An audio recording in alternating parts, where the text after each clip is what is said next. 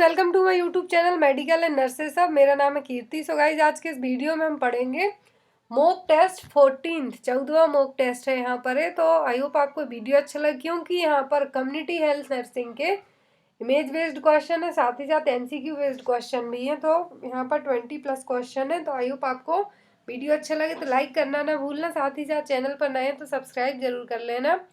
और general knowledge के लिए मेरा जो सेकंड चैनल है जीके विद कीर्ति, मैंने वहाँ पर एक सीरीज स्टार्ट की है जीके के लिए। तो आप लोग वहाँ पर भी डेली जाके एक वीडियो में उसमें भी पब्लिश करती हूँ जीके और करंट अफेयर्स के डेली 10 और 12 क्वेश्चन पब्लिश करती हूँ, तो आप उसको भी देख सकते हैं। यदि वो पसंद आए तो उस वीडियो को भी जरूर लाइक कर देना। चलिए देखते हैं यहाँ पर हम। तो यहाँ पर टोटल 20 क्वेश्चन है विथ इमेज के, साथ ही साथ उनका पूरा एक्सप्लेनेशन की जो भी योजना है या फिर जो भी सिंबल है वो क्यों है, कब लॉन्च किया गया, सभी चीज़ें। तो आई होप आप लोग वीडियो में एंड तक जरूर बने रहेंगे। कमेंट बॉक्स में अपने कमेंट जरूर करना। तो यहाँ पर देखते हैं हम question number first. Identify the scheme shown in symbol. Option है यहाँ पर किशोरी शक्ति योजना, सबला स्कीम, जननी सुरक्षा योजना, मेंस्ट्रुअल हाइजीन स्कीम। तो यहाँ पर फ्री डेज नाम का एक पैड बना हुआ है जिसकी प्राइस भी लिखी हुई है और एनएचएम का लोगो भी यहाँ पे लगा हुआ है। तो ये है जो किस सिंबल यहाँ पर दिया है, किस स्कीम का सिंबल है। ऑप्शन यहाँ पे दिए हुए हैं किशोरी शक्ति योजना, सबला स्कीम, जननी सुरक्षा योजना और मेंस्ट्रुअल हाइजीन स्कीम। सॉरी। तो यहाँ पर जो सिंबल बना है ये मेंस्ट्रुअल हाइजीन स्कीम का, जो मेंस्ट्रुअल हाइजीन स्कीम है जिसमें सैनिटरी पैड्स प्रोवाइड करवाए जाते हैं, जो हेल्थ मिनिस्ट्री ने 2011 में जो योजना लॉन्च की थी मेंस्ट्रुअल हाइजीन स्कीम, उसी के अंतर्गत जो पैड प्रोवाइड कराए जाते हैं। तो 10 से 19 साल तक की एज की लड़कियों को है जो इस योजना में पैड्स प्रोवाइड करवाए गए हैं, और 15 मिलियन गर्ल्स तक है जो पैड पहुंचाए जा चुके हैं 20 स्टेट में। जो डेटा मिला है उसके हिसाब से हम बता रहे हैं। तो एक पैक पर 50 पर पैक ऑफ 6 सैनिटरी नैपकिन्स। तो इस तरीके से मेंस्ट्रुअल हाइजीन स्कीम के तहत लोगो आपको याद रखना होगा कि लोगो किस स्कीम के अंतर्गत आता है और स्कीम कब लॉन्च हुई थी 2011 में। और यहाँ पर जो अदर ऑप्शन है किशोरी शक्ति योजना, सबला स्कीम और जननी सुरक्षा योजना, इनको भी हम देख लेते हैं। सबसे पहले देखते हैं किशोरी शक्ति योजना। इस जो यहाँ पर इमेज इंसर्ट की हुई है, मैंने उन इमेज को आप लोग दिमाग में बैठा के रखिए, क्योंकि एम्स का एक ऐसा एग्जाम है जहाँ पर इमेज बेस्ड और वीडियो बेस्ड क्वेश्चन भी आते हैं।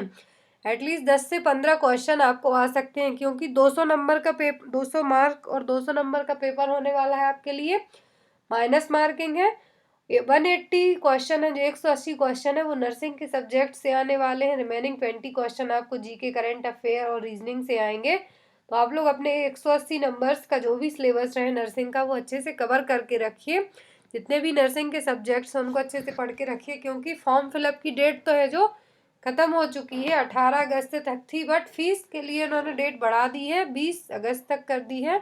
1 सितंबर को आपका पेपर होने वाला है। तो यहाँ पर किशोरी शक्ति योजना लॉन्च हुई थी 31 अगस्त 2007 में। Ministry of women and child development ने इस योजना को लॉन्च किया था। गवर्नमेंट ऑफ उड़ीसा के थ्रू योजना है लॉन्च की गई थी आईसीडीएस स्कीम के तहत, इंटीग्रेटेड चाइल्ड डेवलपमेंट स्कीम के तहत है, जो इसमें 11 से 18 साल तक की लड़कियों के लिए है जो प्रोग्राम लॉन्च किया गया था। इसका गोल था किशोरी शक्ति योजना का कि गर्ल्स के लिए एम्पावर बनाना, मजबूत बनाना, उनको सेल्फ रिलायंट बनाना, मोटिवेट करना, पढ़ाई के लिए, वोकेशन के लिए, हेल्थ केयर के लिए, सभी चीज़ों के लिए। जो 11 से 18 साल तक की लड़कियां हैं इस एज ग्रुप में है जो बेनिफिशियर एज ग्रुप माना गया है इसका किशोरी शक्ति योजना का। तो यहाँ पे आपको 2 पॉइंट याद रखना है कि लॉन्च कब हुई और सिंबल क्या है और इसके बेनिफिशियर्स ग्रुप क्या है।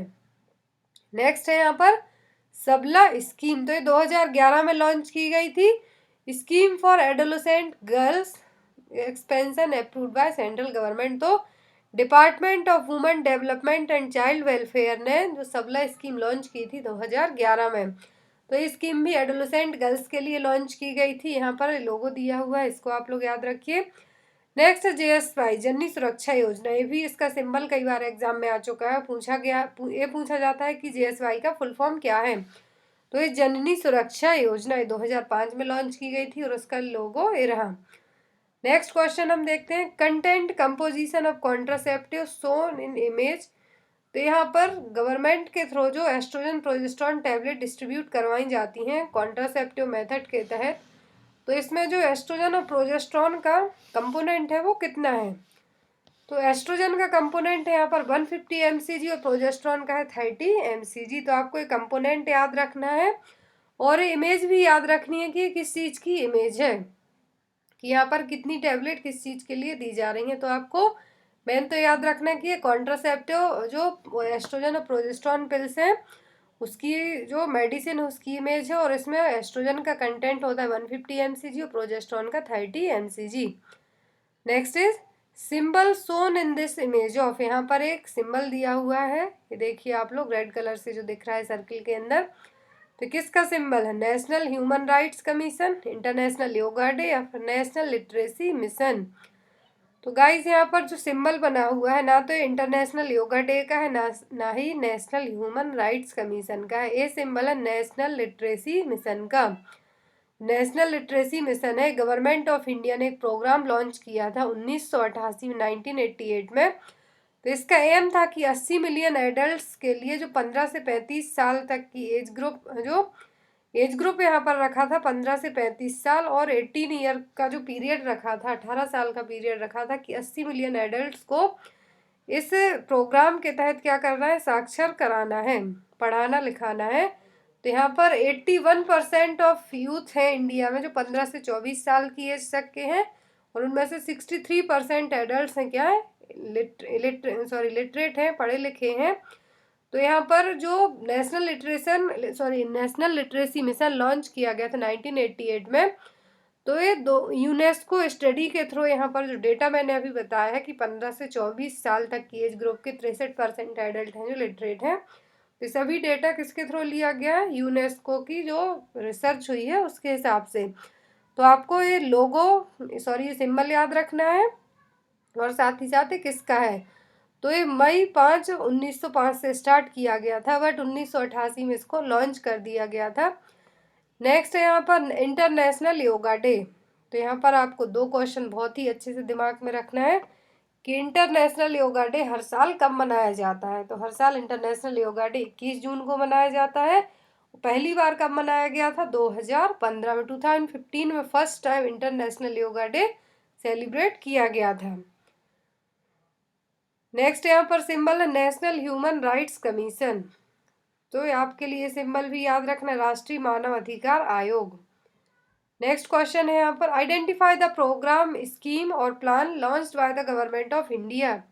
यहाँ पर इमेज दी हुई है, रेड रिबन है, उसके अंदर एक फैमिली दिख रही है बेबी को लेके। तो किस स्कीम और किस प्लान का और प्रोग्राम का लोगो है।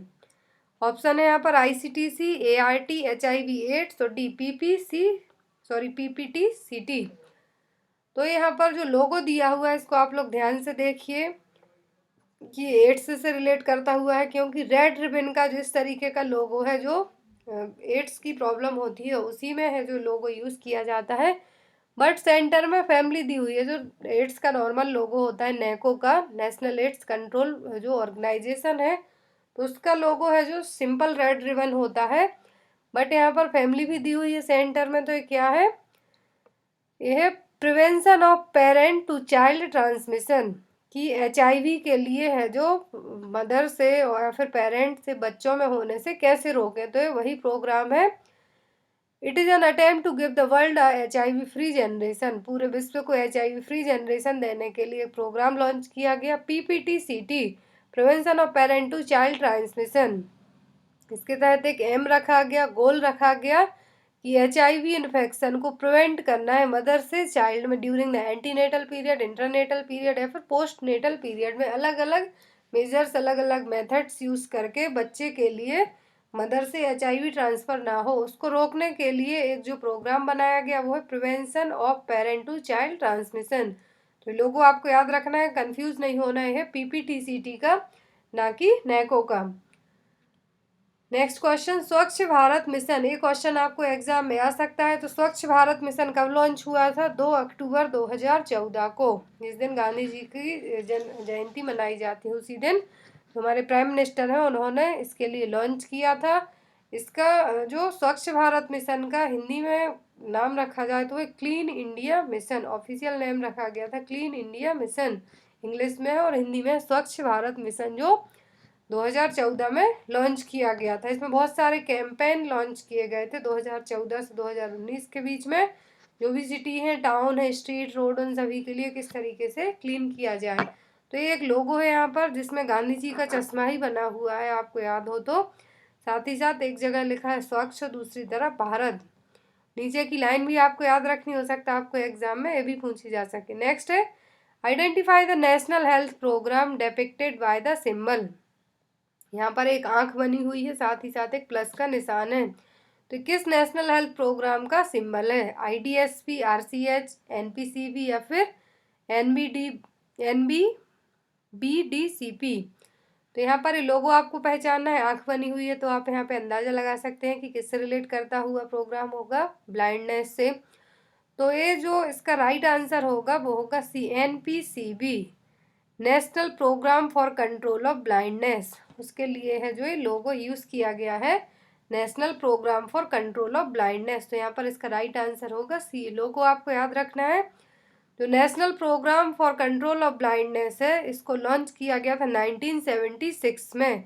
100% सेंट्रल स्पॉन्सरशिप प्रोग्राम रहा है और इस प्रोग्राम के तहत 1994 से 1995 तक बहुत सारे डिस्ट्रिक्ट में भी, अलग अलग डिस्ट्रिक्ट में ब्लाइंडनेस कंट्रोल सोसाइटी का फॉर्मेशन किया गया था।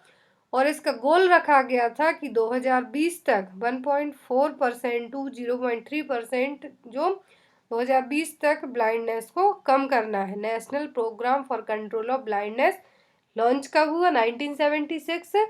और सेंट्रल गवर्नमेंट ने लॉन्च किया था इस प्रोग्राम को। साथ ही साथ लोगो आपको याद रखना होगा। नेक्स्ट है यहाँ पर NBD, यहाँ पर जो बहुत सारे ऑप्शन दिए हुए थे वही है logo of NBBDCP, national vector borne disease control program. तो इसका लोगो रहा दो, एक फैमिली है, बीच में एक बच्चा खड़ा हुआ है, रेड रिबन और वाइट रिबन से इसको कवर किया हुआ है। तो यह राष्ट्रीय वेक्टर जनित रोग नियंत्रण कार्यक्रम means national vector borne disease control program, ये 2003 में लॉन्च किया गया था। नेक्स्ट है IDSP, तो इंटीग्रेटेड डिसीज सर्विलेंस प्रोग्राम।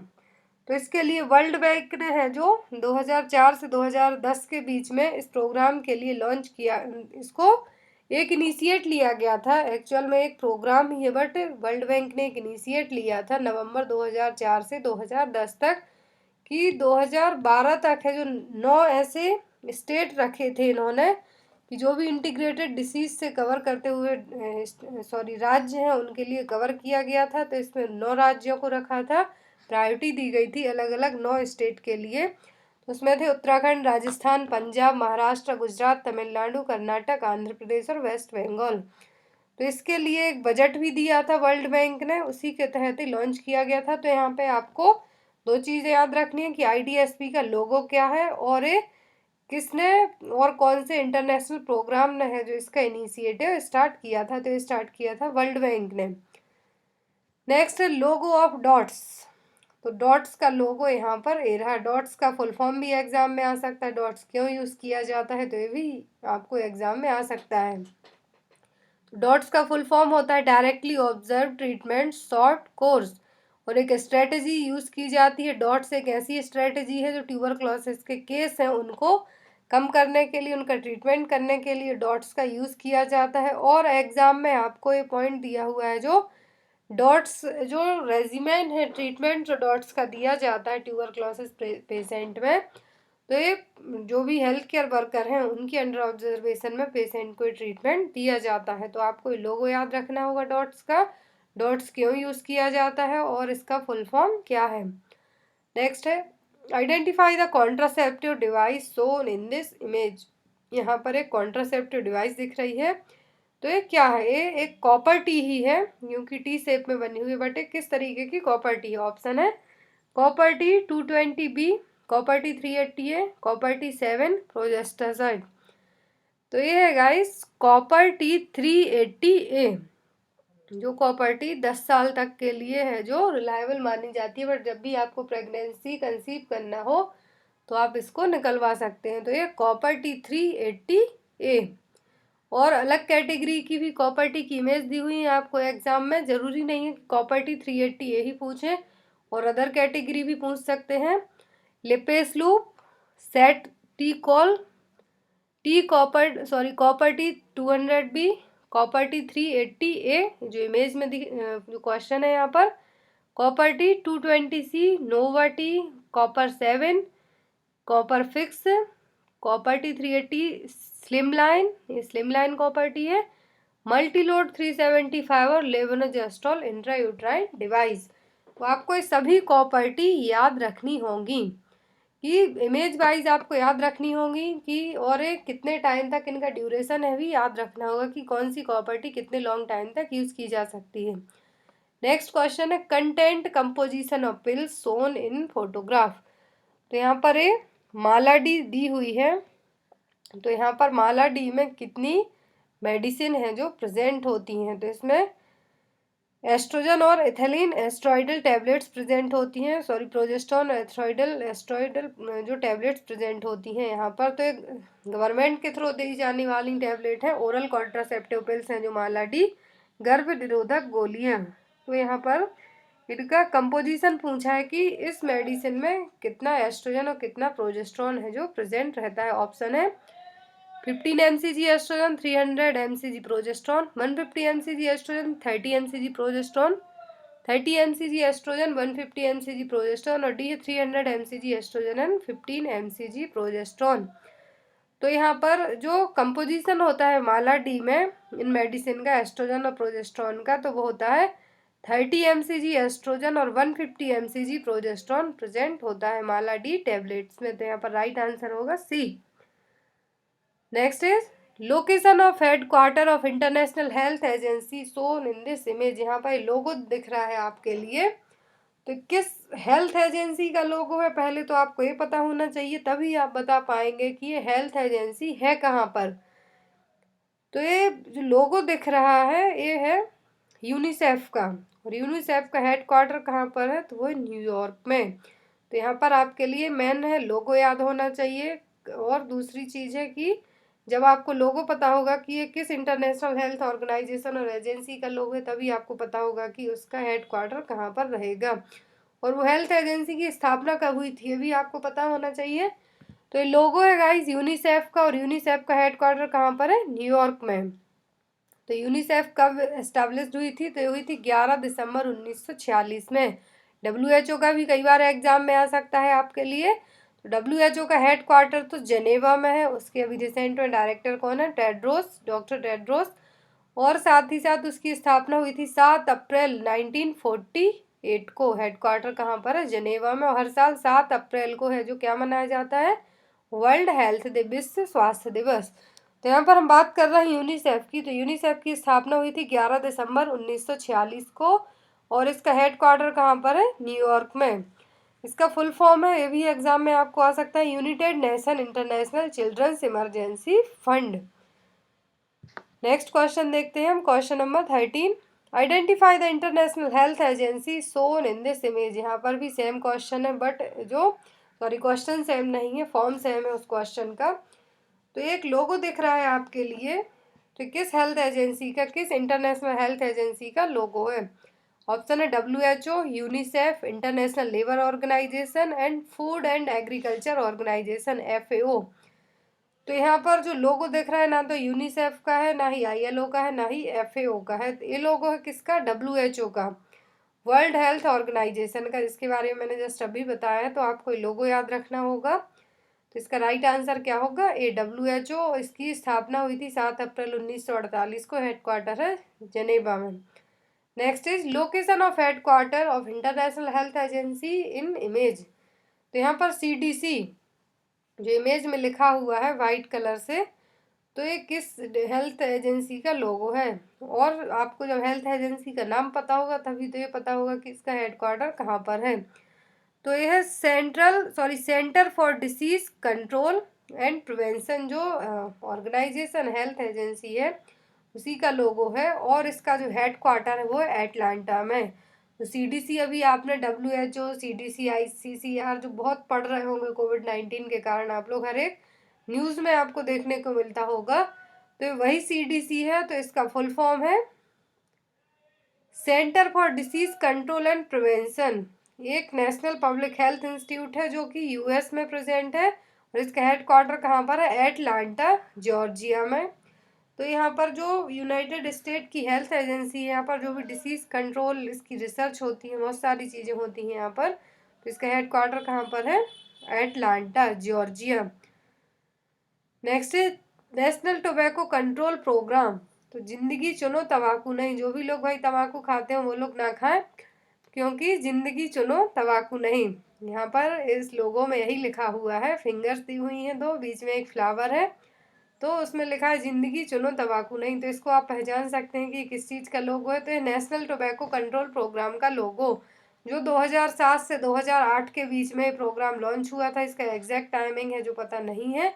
11वीं पंचवर्षीय योजना थी, जो 11th 5 ईयर प्लान, उसी टाइम पर इसको लॉन्च किया गया था 2007 से 2008 के बीच में। और इसके एम रखे गए थे create awareness about the harmful effect of tobacco consumption.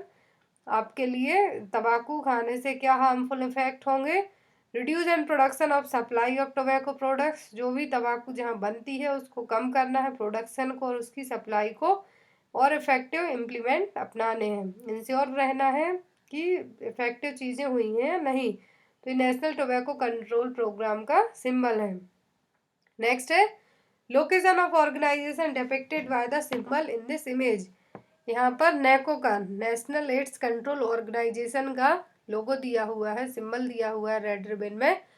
तो नेको का हेड क्वार्टर कहाँ पर है आपको ये बताना है। ऑप्शन है न्यू दिल्ली, मुंबई, चेन्नई और डी कोलकाता। तो नेको का जो हेड क्वार्टर है कहाँ पर है आपको बताना है। तो इसका हेड क्वार्टर है न्यू दिल्ली में। National AIDS control organization launch कब हुआ था, तो इसके फर्स्ट केस कब डिटेक्ट हुआ, फिर उसके बाद ये कब लॉन्च हुआ, कब इसको बजट मिला, ये चीज़ें आपको पता होनी चाहिए। तो नेशनल एड्स कंट्रोल प्रोग्राम है जो ministry of health and female welfare के थ्रू है, जो 1992 में इसको लॉन्च किया गया था। 1986 में है जो पहला केस डिटेक्ट हुआ था चेन्नई में, 1986 में।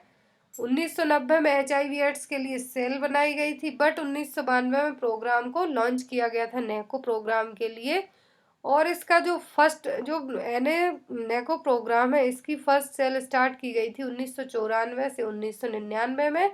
सेकंड आई थी 1999 से 2006 में। थर्ड थी 2007 से 2012। इसका जो बजट है, और साथ ही साथ बजट के साथ साथ कौन सी फेज आई थी, आपसे फेज एग्जाम में पूछी जा सकती। Last time national AIDS control organization जो नेको प्रोग्राम है उसकी फेज पूछी गई थी, तो लास्ट फेज थी NACP 4th, वो 2012 से 2017 तक रही।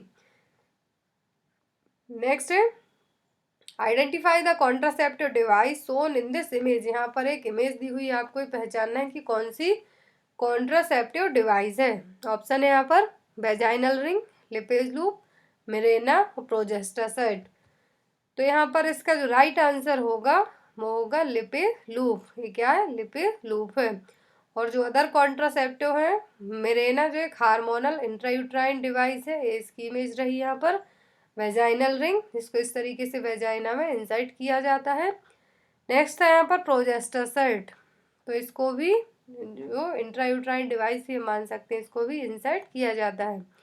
Next identify the contraceptive device seen in this image. तो यहाँ पर एक इमेज दी हुई है, देखिए आप लोग। तो इसका नाम क्या है? Female condom, diaphragm, vaginal sponge, D vaginal ring. तो ये है गाइस डायफ्राम, फीमेल डायफ्राम। तो आपको इसके लिए याद रखना होगा। नेक्स्ट यहाँ पर जो अदर ऑप्शन है उनमें से एक है वेजाइनल स्पॉन्ज। नेक्स्ट है female condom. Next question, what type of toxin is produced by clostridium tetani.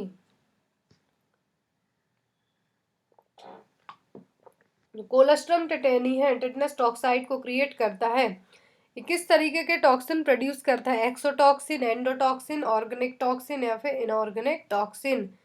तो मैं आपको बता दूं जनरली दो तरीके के टॉक्सिन होते हैं, एक तो एक्सोटॉक्सिन और दूसरे होते हैं एंडोटॉक्सिन। एक्सोटॉक्सिन ऐसे टॉक्सिन होते हैं, कोई भी बैक्टीरिया अपनी सेल से बाहर की तरफ कुछ भी टॉक्साइड्स को रिलीज करें तो वो कहलाते हैं एक्सो।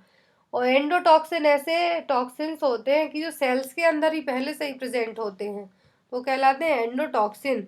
तो क्लोरिस्ट्रीडियम टेटेनी जो कि टिटनस टॉक्साइड को क्रिएट करने वाली बैक्टीरियल प्रॉब्लम है, तो इसमें किस तरीके के टॉक्सिन रिलीज करता है, तो ये रिलीज करता है एक्सोटॉक्सिन। तो यहाँ पर राइट आंसर होगा बी, सॉरी ये एक्सोटॉक्सिन। Next question, which of the following viral infection is transmitted by tick? इनमें से कौन सा वायरल इन्फेक्शन जो टिक के थ्रू फैलता है? क्यासनूर फॉरेस्ट डिसीज, डेंगू, मलेरिया और री नन ऑफ दी अब तो मलेरिया है जो प्रोटोजोअल इन्फेक्शन है जो फीमेल एनाफ्लीज मॉस्किटो के काटने से होता है, डेंगू है जो एडिस मॉस्किटो के काटने से होता है। अब बचता है यहाँ पर क्यासनूर फॉरेस्ट डिसीज, तो यहाँ पर राइट आंसर क्या होगा, क्यासनूर फॉरेस्ट डिसीज जो कि इन्फेक्टेड टिक के काटने के कारण होता है। टिक बॉर्न वायरल हेमरेजिक फीवर होता है जो साउथ वेस्टर्न पार्ट में इंडिया के देखने को मिलता है। तो यहाँ पर जो वायरस है फ्लेविविराइडा फैमिली से प्रेजेंट करता है, बिलोंग्स करता है, सॉरी फ्लेविविराइडा फैमिली से बिलोंग्स करता हुआ वायरस है। और इसका जो वायरस का नाम है, जो हार्ड टिक्स होती हैं, सॉरी जो टिक बॉर्न डिसीज है, तो ये जो टिक होती हैं इन्फेक्टेड टिक्स यदि किसी इंसान को काटे तो उसको क्यासनूर फॉरेस्ट डिसीज होने के चांसेस रहते हैं।